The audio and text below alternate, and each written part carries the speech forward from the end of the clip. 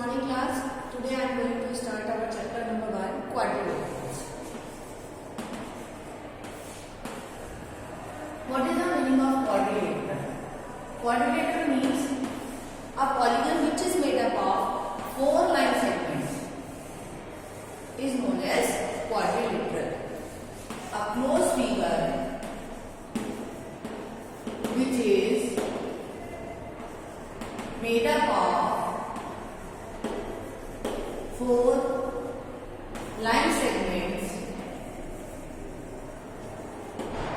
is called quadrilateral. It is also called a polygon because polygon is also a closed figure which is made up of the line segments. So this is a closed figure which is made up of line segments. That's why it is known as a polygon. Now quadrilateral means it has 4 sides, 4 angles and 4 vertices. A, B, C and D. A, B, C, D, B, C and A, B are the sides. And these are the angles. What these are called? These are called the angles. Angle A, B, angle C or angle D are the angles.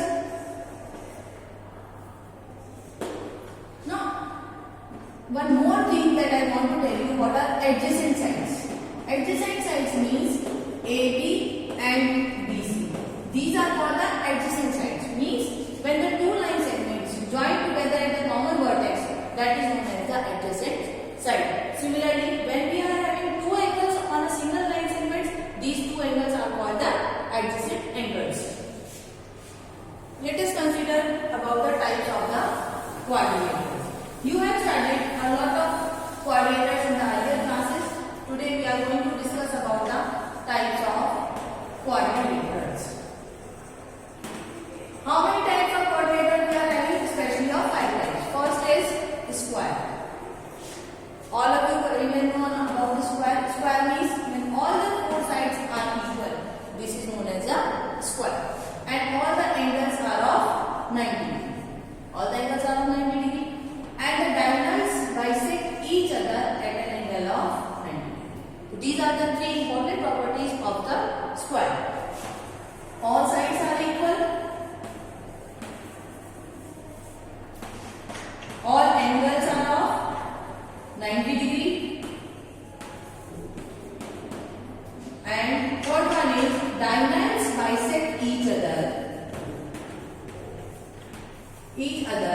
at an angle of 90 degree. What is the meaning of this bisect? What is the meaning of this bisect? Means when there are 2 diagonals, they cut to each other. Means this part is equal to this and this part is equal to this. This is the meaning of the bisect. Means the diagonal is intersecting each other into 2 equal parts, and they are perpendicular to each other. Means perpendicular means they cut at an angle of 90 degrees. So these are the 3 properties of the square which we are discussing. Now our next quadrilateral is rectangle. Our next is rectangle. What is the property? All of you very well know about this rectangle. Opposite sides are equal and diagonals bisect each other, but not at an angle of 90 degrees. So what is our first property? The opposite sides are equal and parallel also. These are also parallel. Okay. Each angle is of 90 degree. Third property, diagonals bisect each other, but not equal. Means these 2 bisect each other. This side is equal to this side is equal to this. But the length of these 2 diagonals are not equal. Similarly, they do not intersect at 90 degree. They never intersect at an angle of 90. So these are the properties of rectangle. Now our next quadrilateral is parallel.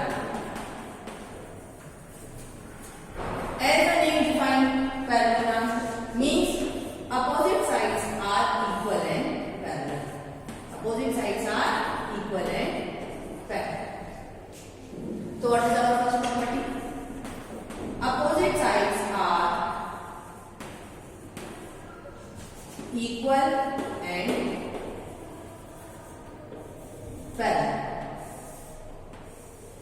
Diagonals bisect each other. Diagonal bisects each other. Opposite angles are equal. Opposite angles are equal. This is a property of a parallelogram. Opposite angles are equal. Means the angle which is on the vertex A is equals to angle C and angle B is equals to angle D. Opposite angles are equal. Sum of adjacent angles. Sum of adjacent angles is 180. These two means angle A plus angle B is equals to 180. So these are the four properties of the parallelogram which we are using in our exercise also. Our next quadrilateral is rhombus. Our next quadrilateral is rhombus. It is a tilted shape of a square. Means the square is like this. When we tilt it, then it becomes a rhombus. All sides of the rhombus are equal. Diagonals bisect each other at an angle of 90 degree, but they are not equal. So what is our first property? All sides are equal. Second, diagonals bisects each other at an angle of 90 degree, or we can say perpendicular to each other. Perpendicular to each other. Now the third property, opposite angles are equal. Opposite angles are equal. So these are the three properties of a rhombus. More or less all the properties of the square and rhombus are equal, but only the major difference is that the angles of the rhombus are not an angle of 90 degree, but the opposite angles are equal. This is the main difference between the square and the rhombus. Now the next is our quadrilateral trapezium. It is again a four-sided figure. It is a trapezium. It has only one pair of opposite sides are parallel, nothing else. Diagonals do not bisect each other. Diagonals do not equal to each other like this. Only one pair of opposite sides are parallel. Diagonals do not bisect each other. Do not bisect each other. It has only a one single property that one pair of opposite sides are parallel. Sometimes we are given that these two sides are equal. So then it is an isosceles trapezium. If non-parallel sides are equal, then what it is called? Then it is called an isosceles trapezium. I hope you all understood this. What are the properties of a trapezium? One pair of opposite sides are parallel. Diagonals do not bisect each other. Means this side is not equal to this. And similarly, this side will not equal to this. Only they are intersecting. Means they can cut to each other. Sometimes if non-parallel, these two are non-parallel sides because it can be joined together. That's why these are called the non-parallel sides. If they are equal in measurement, so then we can say it is an isosceles trapezium. In this chapter, we will use the properties of all these quadrilaterals. Then only we will do the questions. I hope you all understood well. Next, the last one is kite. It is a special type of a rhombus. This is a kite. It is a special type of rhombus. It is an example. Means only two sides are equal. Means this side is equal to this and this side is equal to this. And diagonals